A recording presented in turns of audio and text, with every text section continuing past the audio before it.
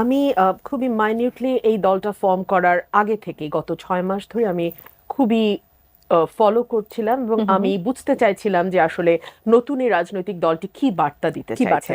আমরা দেখেছি যে সমাজের যারা সচেতন মানুষ তাদের কিন্তু সকলেরই আকাশচুম্বী একটা প্রত্যাশা এই নতুন দলটির প্রতি ছিল এবং তারা যারা ব্যবস্থার পরিবর্তনের কথা বলছে, যারা সংস্কারের কথা বলছে, যারা নতুন ধারার রাজনীতির কথা বলছে, তারা আসলে কেমন রাজনীতি করতে যাচ্ছে সেদিকে কিন্তু পুরো বাংলাদেশের একটা চোখ আছে অবভিয়াসলি।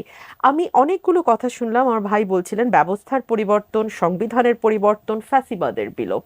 দেখুন, আপনারা যদি একটু লক্ষ্য করেন, বিএনপি 2016 সালে বিএনপির চেয়ারপারসন দেশনেত্রী বেগম খালেদা জিয়া যখন ভিশন 2030 ঘোষণা করলেন, সেখানে কিন্তু পরিষ্কারভাবে বলা আছে যে একক দলের যেই আধিপত্য সংবিধান দেয় এবং একক দল যদি এককভাবে 2/3 মেজরিটি, ওভারওয়েলমিং মেজরিটি নিয়ে পার্লামেন্টে যায়, তখন কি করে ধীরে ধীরে একটা দল মনস্টার হয়ে উঠতে পারে, এটার একটা ভিভিড ডেসক্রিপশন বা এক ধরনের বার্তা তিনি 2016-তে দিয়েছেন এবং সেটা চেক অ্যান্ড ব্যালেন্স করবার জন্য তিনি বলেছিলেন সংবিধানের পরিবর্তনের কথা, যেটা আজকে নতুন দল বলছে এটা 2016 সালে। আপনি আমাদের ভিশন 2030টা দেখলে দেখবেন সংবিধান পরিবর্তন। কিরকম পরিবর্তন?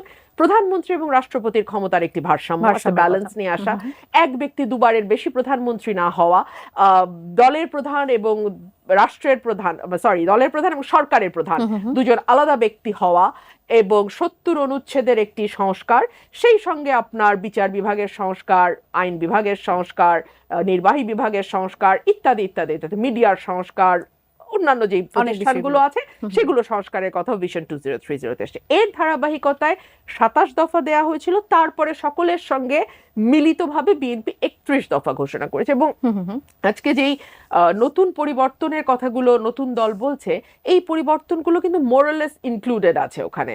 সো আমার কাছে যেটা মনে হয়েছে যে দলগুলোর মধ্যে আসলে সেই অর্থে খুব বড় মত পার্থক্যের কোনো জায়গা আছে তেমনটি আমরা মনে করছি না। হ্যাঁ, নতুন দল পরিবারতন্ত্রের বিরুদ্ধে কথা বলছে।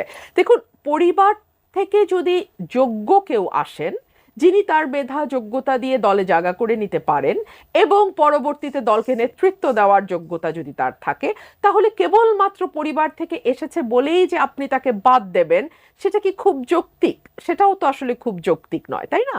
আমাদের উপমহাদেশের পলিটিক্যাল কালচারটা যদি আমরা একটু দেখি, এটা ভালো মন্দ এটা নিয়ে আসলে ডিবেট হতে পারে, কিন্তু বাস্তবতা হচ্ছে মানুষ ঐক্যের প্রতীক হিসেবে একটা পরিবারকে চায়।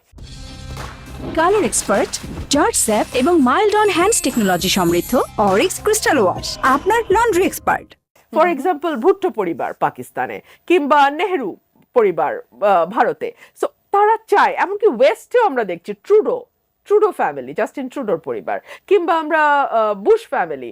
সো আমাদের ফ্যামিলি কালচারটা অল ওভার দ্য ওয়ার্ল্ড এটা আছে, এটা শুধু উপমহাদেশের সংস্কৃতি বা বলবো কেন। তবে উপমহাদেশে যেটা হয় সেটা হচ্ছে দলগুলোকে ঐক্যবদ্ধ রাখতে গেলে ফ্যামিলি ছাড়া উপায় থাকে না। কেন আমি আপনাকে বলি, ধরুন 81 সালে শেখ হাসিনাকে কেন ফিরিয়ে আনা হয়েছিল?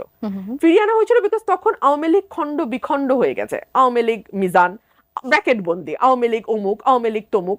আবার একইভাবে শহীদ প্রেসিডেন্ট জিয়াউর রহমানকে যখন হত্যা করা হয়, তিনি শহীদ হন, তখন কিন্তু দেশনেত্রী বেগম খালেদা জিয়া পলিটিক্সে আসার ব্যাপারে নিজে যে খুব আগ্রহী ছিলেন তেমনটি নয়, তাকে এক প্রকার জোর করেই দলের দায়িত্ব নিতে হয়, বিকজ না হলে দলকে আসলে ঐক্যবদ্ধ রাখা যাচ্ছিল না। এবং দেখা গেছে যে পথ পরিক্রমায় তিনি অত্যন্ত সফলভাবে দলটিকে নেতৃত্ব দিয়ে আজকে 40 বছর এই জায়গাটিতে নিয়ে এসে দাঁড় করিয়েছেন। গত 17 বছরে তো অনেক কথা হয়েছে, বিএনপি ভেঙে যাবে, বিএনপি টুকরো টুকরো হয়ে যাবে, বিএনপি এই চলে গেল, ভেঙে গেল, হলো না। এই জন্যই মনে করছেন যে পরিবারতন্ত্রটা থাকাটা আসলে জরুরি? পরিবারতন্ত্র থাকা বলতে আমি এভাবে বলছি, কনটেক্সটটা, যে আমাদের উপমহাদেশের বাস্তবতা, পলিটিক্যাল রিয়ালিটিটা কি। রিয়ালিটি হচ্ছে মানুষ একটা পরিবারকে ঐক্যের প্রতীক হিসেবে দেখে, এক। দুই হচ্ছে সেই পরিবার থেকে যদি যোগ্য কেউ আসেন, তাহলে তো কেবলমাত্র পরিবার থেকে এসছেন, এজন্য তাকে খারিজ করে দেওয়াটা কতটুকু যৌক্তিক, এই প্রশ্নটা নিশ্চয়ই স্যার তো সেটা ব্যাখ্যা করবেন। আমাদের দেশে তো আসলে রেকর্ড সংখ্যক রাজনৈতিক দল আছে, আমরা যুগে যুগে সেগুলো আসলে দেখে আসছি, কিন্তু গণতন্ত্রকে সুসংহত করার জন্য আমরা কিন্তু বিগত সময়ে যে রাজনৈতিক দলগুলো, সেগুলোকে কিন্তু আমরা সেভাবে ভূমিকা পালন করতে দেখি নাই, কেননা সেখানে দেখা গেছে ব্যক্তি স্বার্থ প্রাধান্য পেয়েছে একেবারে জাতীয় স্বার্থের থেকে, কখনো দলের স্বার্থটা প্রাধান্য পেয়েছে, কিন্তু নতুন রাজনৈতিক দল তারা বলছে তারা নতুন আশা নিয়ে, আপনিও বলছিলেন যে সকলেই আসলে তাদের দিকে একটা নজর রেখেছে তারা কি কি নতুন প্রতিশ্রুতি দেয়। তাদের যে প্রতিশ্রুতি সেখানে তারা এগিয়ে আছে কিনা আপনার কাছে কি মনে হয়? দেখুন, আপনি যদি আমাদের সংবিধানটা একটু লক্ষ্য করেন, সেখানে আপনি দেখবেন চমৎকার কথার কিন্তু কোনো অভাব নেই। রাষ্ট্রের সকল ক্ষমতার মালিক জনগণ, এটাও বলা আছে। একদম। আপনার চিন্তার স্বাধীনতা, বাক স্বাধীনতা, হ্যাঁ কিছু এক্সেপশন দিয়ে দেওয়া আছে, বাট তার বাইরে ইট ইজ ওপেন। গণতন্ত্রের কথা, মানুষের সরাসরি ভোটে প্রতিনিধি নির্বাচিত হইবে। হয়েছে কি? কথা আপনি যতই চমৎকার বলেন না কেন বা লেখেন না কেন, লিখতেই পারেন, বলতেই পারেন, সেটা আপনি কতটুকু কাজে পরিণত করতে পারছেন সেখানে মূল প্রশ্ন। কেন এই প্রশ্নটা আমি আজকেই তুলছি, তার কারণ হচ্ছে it is too early to make a comment. মানে ওনারা মাত্র একটি নতুন রাজনৈতিক দল গঠন করেছেন। আমাদের দেশের সাধারণ মানুষের শুভেচ্ছা, আর রাজনৈতিক দলের একজন কর্মী হিসেবে আমাদের শুভেচ্ছা ওনাদের সাথে আছে। কিন্তু আপনি মনে করে দেখুন, সেপ্টেম্বর মাসে, আমি যদি ভুল না করে থাকি, এই দল যাদেরকে নিয়ে গঠিত হয়েছে তারা কিন্তু বিভাগে বিভাগে সমাবেশ করছিলেন, জেলায় জেলায় জেলায় জেলায় বোধহয় না server, if I am not wrong. তখন কিন্তু ডিসিএসপিদের সরকারের তরফ থেকে নির্দেশনা দেওয়া হয়েছিল সকল প্রকার সহযোগিতা ওনাদেরকে করতে। এই যে ওনারা যেদিন দল ঘোষণা হলো আপনার মানিক মিয়া অ্যাভিনিউতে, সেই দিনও পিরোজপুরের পুলিশ 5টি বাস রিকুইজিশন দিয়ে ওনাদেরকে দিয়েছেন। এই রাজনীতির এই যে প্রাথমিক যেই ধাক্কাটা, এটাই তো আমাকে পুরনো রাজনীতির কথা মনে করিয়ে দেয়। আওয়ামী লীগের সমাবেশের আগে বাস ভর্তি ভর্তি, সরকারি বাস ভর্তি ভর্তি করে আওয়ামী লীগের নেতাকর্মী আসতো, আর বিএনপির সমাবেশ হলে বাসের আকাল পড়ে যেত, সব বাস স্ট্রাইক করে বসে থাকতো, ওই দিন বাস চলবে না, অঘোষিত হরতাল হতো।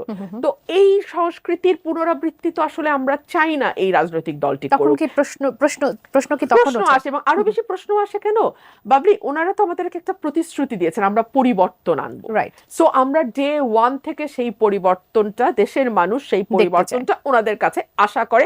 ওটাই ওনাদের ইউএসপি, ওটাই ওনাদের মূল ইউএসপি।